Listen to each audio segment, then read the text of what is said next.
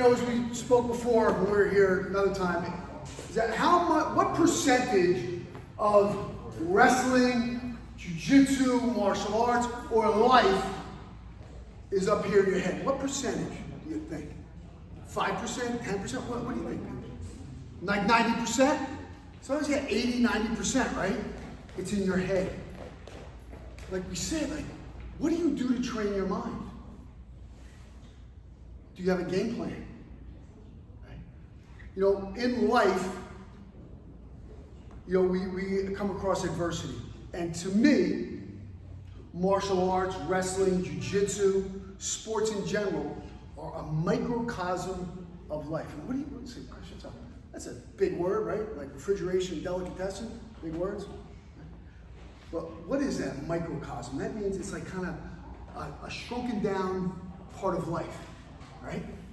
It's like, because what do we have in life? We have good things and bad things, right? Right? Good days, bad days. We have elation and depression, right? We have sunshine and rain. We have different things, right? And in wrestling, in a sport, you have good days, bad days. You have good friends, people who maybe are not your friends, right? So it's like life. So when we're handling adversity, the first thing we have to do is be prepared. How many people know we're talking about being prepared? So I go by 5 words. Proper preparation prevents poor performance. You ever hear of another one that says, fail to prepare, prepare to fail? Well, if you didn't hear them, you're hearing them now. Because if you're prepared, victory favors the prepared. It doesn't matter if somebody's good, bad, or indifferent, because victory favors those who are prepared. So what can you do to prepare your body and your mind for the task? Right? These are some of the things that you want to go through. So when you're wrestling, I'll use wrestling right now, could use anything. What are you going to do when things go wrong? Can you control it if something goes wrong? Can you control it? No. What can you control? You can control your reaction to things that go bad. You can only control your reaction to things that happen to you, right? Let's say someone shoots a double on you. Could you tell them, hey, don't shoot a double on me? Could you say that to him? No. But what can you do? You can scroll, bless you. You can cross face, you can quarter, right? Shuck them, spin behind, right? That's what you can do, right? You can't stop them from shooting, though, can you? Right? But you can control your reaction to that shot. So these are the things that we want to keep in our head. Another thing that we want to keep in our head is a saying, cooler heads prevail. Because there's going to be things that happen in a wrestling match or a jiu-jitsu match or life or a kickboxing match that are going to really get you mad. They're going to get you mad. If you lose your cool, what happened? Who's going to win then? Are you going to win, or is the other guy, or are you playing right to the other guy's game? Right? Get you out of your game. So what we want to do when these things happen, we want to hit a reset button. Does everyone know what a reset is? Go ahead, what's a reset? Yeah, you start over, right? Right? So let's say you make a mistake on something, you erase it and start over. It's like a reset. So what we want to do is develop certain cues. That means certain physical actions that help us reset our mind. Okay? Whether it's shake your hands, nod your head, shake your head, deep breathing, slap your legs, clap. The ones I use, I nod my head and I clap. That was mine. That was my reset. So what you want to do is you want to find a reset for you, and discuss it with your coach too. Because then your coach will be like, "Hey Paige, reset yourself," right? Okay? So that's when you know you're going to do your reset. So you want to have what is called a physical cue, physical move, whether it's shaking your head, clapping, deep breathing, slapping your legs. I'm not going to say slap yourself in the face. It's a little overrated. You probably don't want to do that, but there's a lot of things you can do. Shake your head, nod your head, something. Shake your arms. Do something. It's like, what's going to happen? How many people, and guys in the back too, definitely, how many people have ever had a bad call by a referee? Yeah. Freddie, what did that do to you when you had a bad call by the referee? Were you happy about that? No. You really got under your skin, right? Yeah. So what do? Do we let it get under our skin and then let it affect our match? What do we have to do? That's when we're going to use our reset. That's when we're going to use our physical, or our clap, or shake our head, do something like that. You're going to use that cue, and you gotta put it behind you. Has anybody ever been in a crowd that didn't like them? Coach, I know you've been there, right? I know you've been there. How I know? I was there with you. Crowd didn't like you. Well, what do? What are you going to do if the crowd doesn't like you? Ignore them? You can ignore them, right? Maybe you want to reset though, right? Some people feed off of the negative energy. I liked it when they didn't like me. I was okay with it. Fed off that negative energy. But again, you have to do what's going to work for you. You can ignore it. You can feed off of it. Push it to the side, whatever you need to do, right? But that physical cue will also help you with that. Now, what if you make a mistake? Who's ever made a mistake in a match? So what happened when you made the mistake? You didn't make a mistake ever? You're way better than me, brother. Way better than me. Yeah.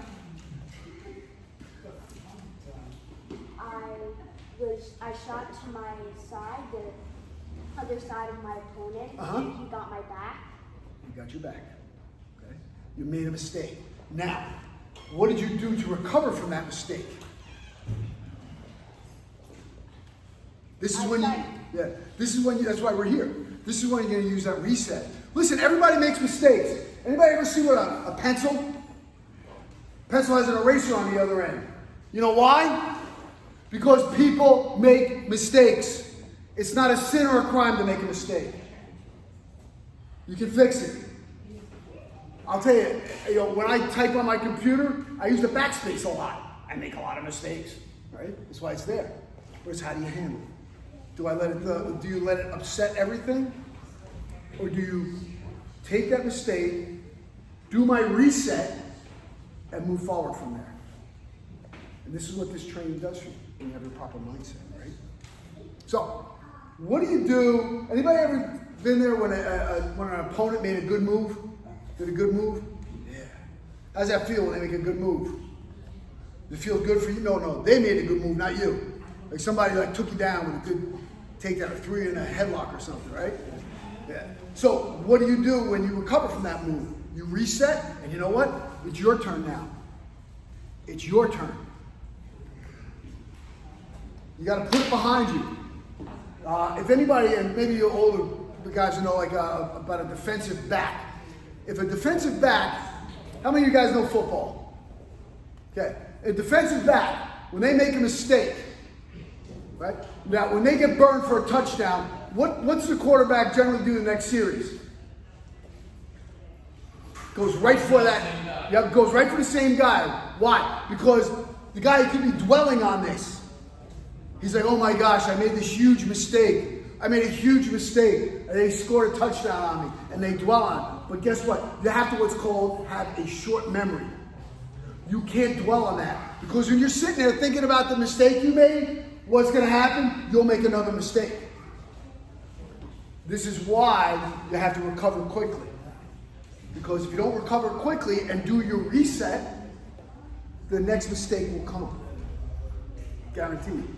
Okay, so let's say the opponent does a dirty move, like they knee in the ribs or stick their thumb in your eye or something like that. Shove your face in the mat. You like when someone shoves your face in the mat? No. So what are you going to do? Are you going to let it get you out of your game? You think it might be time to reset? Are you going to get mad? Right? I'll get mad. Who doesn't get mad when someone does a dirty cheap shot on them? You don't get mad? You don't care? Take it in stride? Doesn't make you mad? It's okay to get mad. It's just what you do with it. It's what do you do with it when you get mad? Okay. Do you control it? Do you keep a cool head? who gets mad. Yeah, oh, okay. So, when they make a dirty move, then you have to do your reset. Now, you need to process that and figure out a way to score, right? Beat them on a scoreboard. Beat them on a scoreboard. Now, what if the person is stalling? What if they're stalling? What do you do then? Yeah. What do you got to pick up the pace, right? Maybe they're ahead. They're ahead by 2 points. They're going to stall. I would, right? So you got to pick up the pace. You got to force the action. But you got to be smart and not expose yourself too much, right? You don't want to overextend.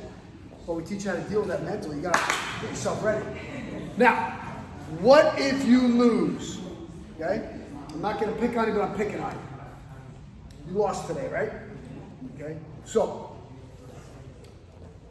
what did you do wrong?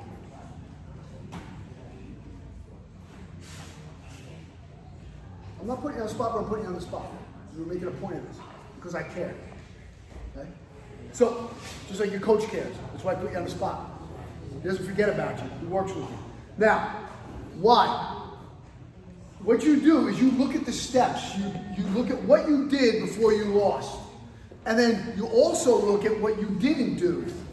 Right? If you won or you had a good performance, right? You did certain steps. If you didn't do those same steps and you lost, something's wrong.